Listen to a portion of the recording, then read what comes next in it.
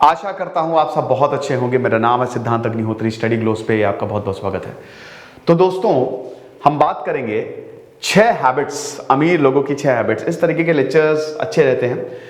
अच्छा, किताब का रिव्यू करूंगा मैं, साइकोलॉजी ऑफ मनी का रिव्यू किया था, तो मैं सोच रहा हूं रिच डैड पुअर डैड या फिर द आर्ट ऑफ वॉर, किसका रिव्यू आप चाहेंगे? तो ये हम इन हैबिट्स की बात करेंगे। अच्छा, अभी मैंने थोड़ा लेक्चर लिया था, एक पॉलिटिकल लेक्चर था, वो मैं कई बार बता चुका हूँ, 50 बार बोल चुका हूँ कि भाई वो एनालिसिस है, उसको एक एनालिसिस की तरह लिया करो। लेकिन आप लोगों के भेजे में दिमाग में बात ये घुसती नहीं है, ठीक है। वो एक पॉलिटिकल एनालिसिस था, एक सरकार, किसकी सरकार आ सकती, उसमें था भी, है ना, कि सर्वे है भाई किसकी सरकार आएगी। पहले पूरा मैंने 15 मिनट तक इतिहास बताया कि कैसे क्या रहा है। आखिरी में ये बताया, देखिए जो रूलिंग पार्टी होती है ना, वो रूलिंग पार्टी है, ठीक है। तो और जो बाकी पार्टीज कंपीट कर रही है, तो उनके बारे में जो अच्छी बात है, जो खराब बात है, वो तो बताएंगे। अब कुछ सपोर्टर्स को बुरा लगेगा, कुछ को अच्छा लगेगा। वही चीज है ना कि आप हर किसी को खुश नहीं कर सकते, ठीक है। कोई ना कोई दुखी रह ही जाएगा। तो इससे बेस्ट है अपना काम करते चलो। तो मैं वही करता हूं कि थोड़ा सा दिमाग खोल के सारे लेक्चर सुना करिए, है ना। तो वेरी फ्रैंक, मेरा वोटिंग पैटर्न बहुत चेंज होता है। बहुत लोग से बोल रहे थे आपको वोटिंग पैटर्न है। मैं वोटिंग पैटर्न ना, मैंने आपको बता दूं कि किसी एक पार्टी को आज तक वोट ही नहीं दिया। डिपेंड करता है वो, क्योंकि मैं औरों की तरह नहीं कि बस देखा वोट दे दिया, ठीक है, ऐसे नहीं है। आप देखिए भाई कैंडिडेट कौन है। सबसे पहले आप अपने एरिया में देखिए कौन कैंडिडेट है, क्योंकि अल्टीमेटली एक नाम पे चुनाव नहीं होता है, आपके एरिया में चुनाव होता है। तो जो एरिया में आपका एमएलए या जो होता है उसको देखिए वो कौन सी पार्टी का, और उसका पार्टी का नहीं, सॉरी, कितना अच्छा उसका बैकग्राउंड है, पढ़ा लिखा है, उसका रिकॉर्ड क्या है। तो भाई हम उस तरीके से वोट देते हैं, ठीक है। तो जिस भी पार्टी का बढ़िया एमएलए होता है ना, उसने काफी अच्छा काम किया है, तो मुझे लगता है कि हाँ भाई ये मेरे एरिया में, क्योंकि अगर एरिया में आपने छोटी छोटी चीजों पर सुधार करना शुरू कर दो, अपने आप सुधार होगा। उस तरीके का वोटिंग पैटर्न होता है डेफिनेटली, जो नीतियां देख के और बहुत सारी चीजें देख के। तो अब इसमें बताऊंगा नहीं, लेकिन भाई 4-5 बड़ी पार्टीज हैं, तो मैंने तो काफी अलग अलग पार्टीज को वोट दिया, अगर विधानसभा चुनाव हुए हैं या फिर अगर लोकसभा भी चुनाव हुए हैं, ठीक है। मतलब तो ये चीज है, तो इस पर थोड़ा सा ध्यान से ये सारी चीजें करिए। वोटिंग पैटर्न एक नहीं रहना चाहिए, वो उस पर डिपेंड करता है कि जो पार्टीज हैं वो कैसा परफॉर्म कर रही है, या उनका मतलब कौन सी पार्टी अच्छा कर रही है, कौन सी खराब कर रही है, और किस पार्टी का क्या रिकॉर्ड है, और स्पेशली जो आपके लोकल एरिया में जो इलेक्शन लड़ रहा है वो कैसा है, ठीक है। तो ये चीज है।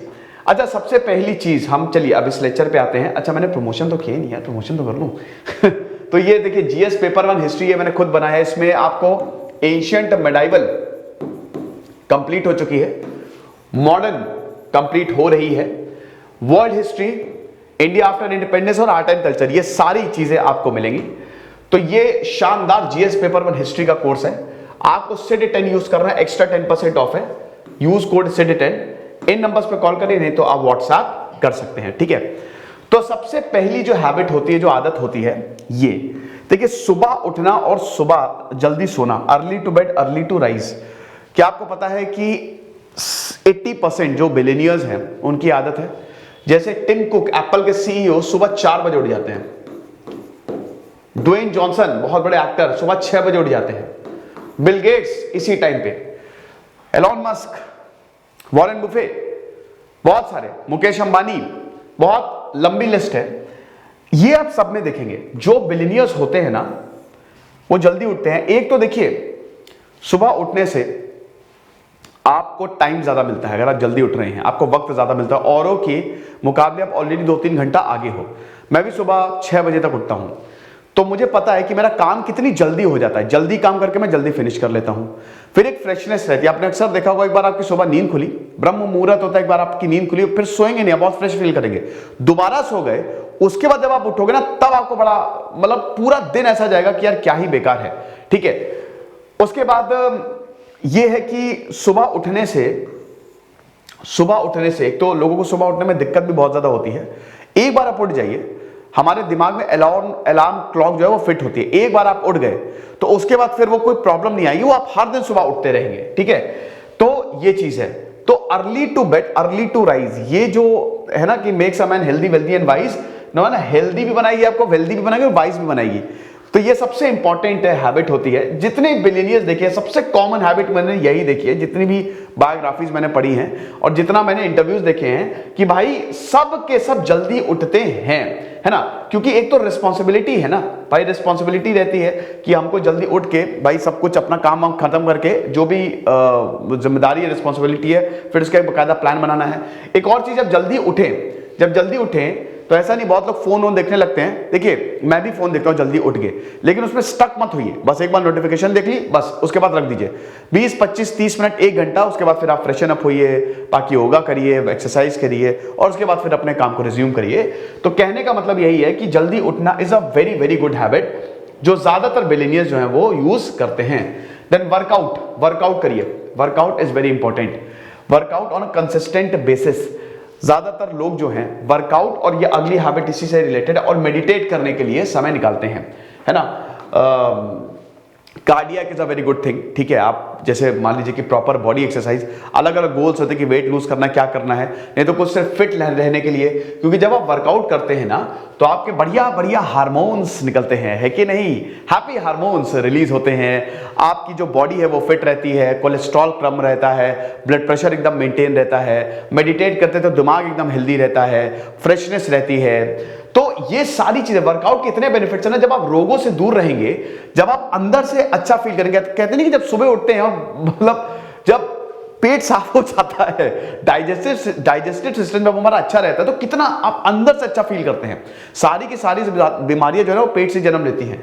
तो अगर आप वही है ना कि हेल्दी फील नहीं करोगे और मेंटली परेशान रहोगे, ठीक है, दिमाग की भी एक्सरसाइज नहीं करोगे, मेडिटेट या थोड़ा, चलिए मेडिटेट मत भी करिए, योगा कर लीजिए, या थोड़ा सा अपने दिमाग को शांत रखिए। बहुत लोग मेडिटेट बोलते हैं, सर आप मेडिटेट बहुत कहते हो, चलो मत करो, थोड़ा सा अपने दिमाग को शांत रखो, थोड़ा सा दूर चले जाओ, थोड़ा सा अपने साथ अगर समय बिताओगे तो बहुत अच्छा रहेगा। अब ये अगेन कैसे होगा? द फर्स्ट स्टेप 1 इज जल्दी उठना, ठीक है, जल्दी उठना। अब याद रखिए कि अगर आप जल्दी उठते हैं ना, तो आपका दिमाग भी बहुत हेल्दी, कहते हैं ना हेल्दी, वेल्दी एंड वाइज, और आपका बॉडी भी काफी ज्यादा फिट रहती है।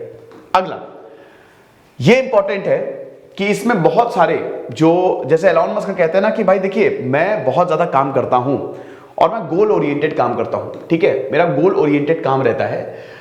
आप अपने गोल्स बनाएं और उसको भूल ना जाए। आपने जो बोला है, जैसे अब छोटे छोटे गोल्स आप बना सकते हैं, जैसे लॉन्ग टर्म गोल्स वो आपके हाथ में नहीं है। जैसे मैंने बोला कि आज मैं अपना ये काम कर लूंगा, तो आप वो कर लीजिए, या कल मुझे ये काम करना, कल कभी नहीं आता, आपको लगेगा कल कर लेंगे, कल से वर्कआउट शुरू, या कल से डाइटिंग शुरू, कल आएगा ही नहीं है, बस आज संडे हो जाए, कल से शुरू। उसी वक्त शुरू करिए, गोल्स बनाइए और उन पे अमल करिए। Don't just set and forget your goals. तो ये भी एक बहुत बड़ी ब्लंडर होती है जो लोग मिस करते हैं।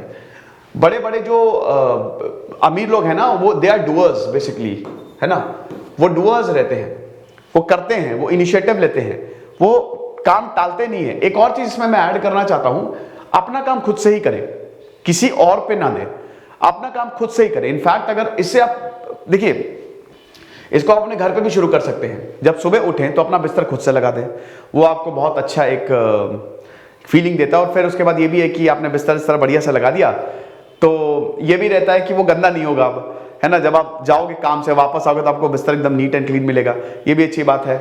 अगर आप इनफैक्ट मैं तो ये तक रिकमेंड करता हूं कि आप अपने बर्तन खुद धोएं। बिल्कुल, अगर आप खा रहे हो अपना काम खुद करो। ये छोटी छोटी चीजें हैं, छोटी छोटी हैबिट्स। अगर आप खा रहे हो तो जाके खुद अपने बर्तन धो, घर पे खुद से करो, खुद से पानी लो। ये छोटी छोटी हैबिट्स जो है ना, ये आपको बहुत ज्यादा एक तो हम्बल बनाएंगी और आपकी पर्सनालिटी ओवरऑल ग्रो करेगी।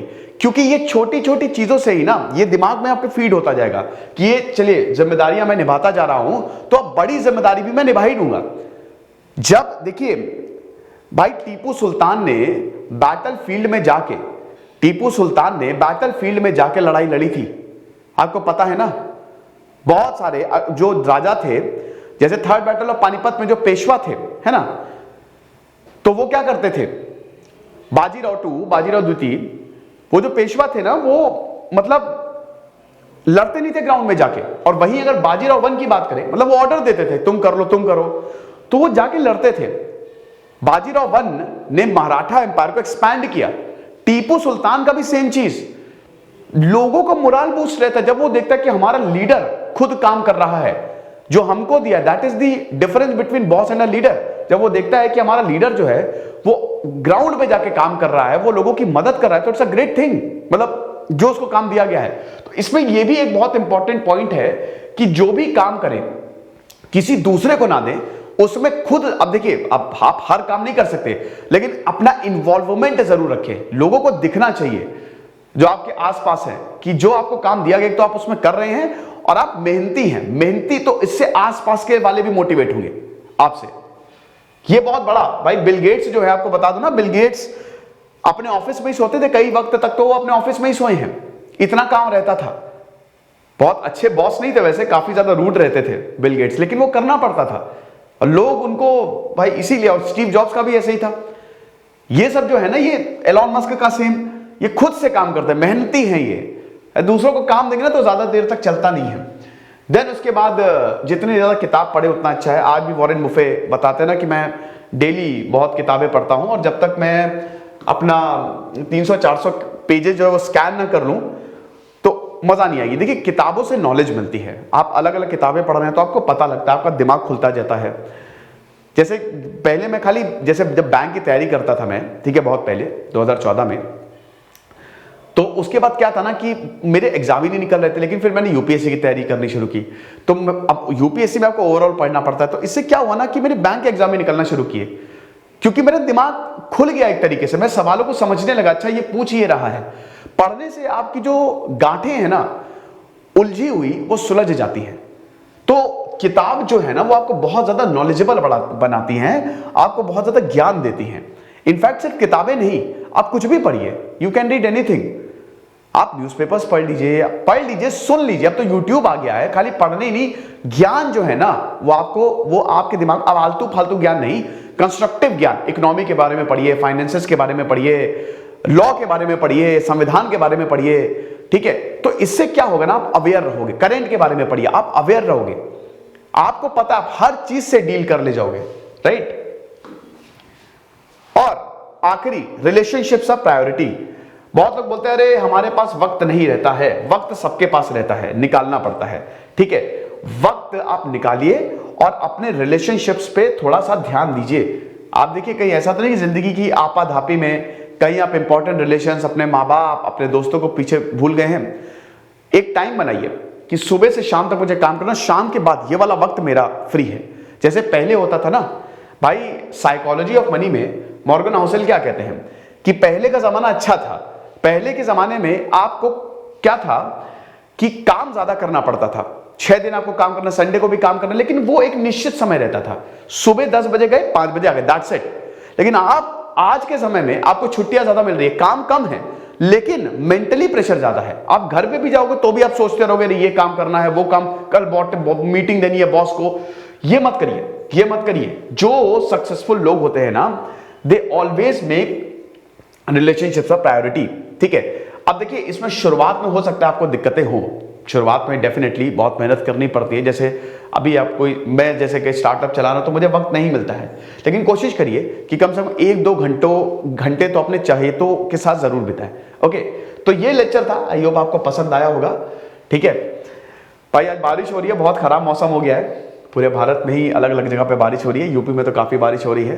तो बस इतना मैंने जो बोला था ना इलेक्शन के लिए, वो बस इतना ध्यान रखिएगा। मेरा काम है, देखो यार, मैं कर देता हूं, मुझे जैसे कोई आर्टिकल अच्छा लगा, एडिटोरियल अच्छा लगा, मुझे समझ में नहीं आता कि लोग, बच्चे पॉलिटिकल लेक्चर से इतना डरते क्यों हैं। आई गेस पॉलिटिकल लेक्चर्स तो सबसे इंपॉर्टेंट है, ये देश चला रहे हैं। पॉलिटिकल लेक्चर्स तो इनफैक्ट एजुकेशन चैनल को तो करना ही चाहिए, कम से कम आपको अवेयर तो करे, कौन क्या कर रहा है, कौन कैसा क्या है, क्योंकि यही पॉलिटिक्स तो फिर देश की दशा और दिशा दोनों ही तय करती है। तो इसीलिए मुझे कोई एडिटोरियल अच्छा लगा, कोई मैंने सर्वे देखा तो मैंने बना दिया।